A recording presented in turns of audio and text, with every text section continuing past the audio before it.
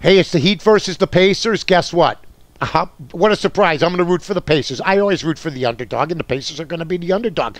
That being said, they can give them a match. They're going to have most of their guys healthy. Danny Granger's been hurt, but he's been hurt most of the season. They've done this with the guys they have. This is the first time they're going to be playing, I'm talking about the Heat, a decent team, okay, that has all their guys, that has a structure and a system, defense, and taking care of the ball, trying to go inside. That being said, Miami should win this thing. If Miami loses this thing, the questions about LeBron will creep up again, and LeBron's stature will creep down again.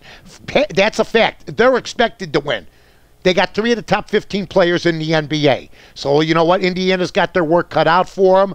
And guess what? It's looking like if Miami does get through, it could be a Miami Heat versus the San Antonio Spurs. That's going to be a hell of a matchup if indeed it does happen. Mike North, the Rebel Inside.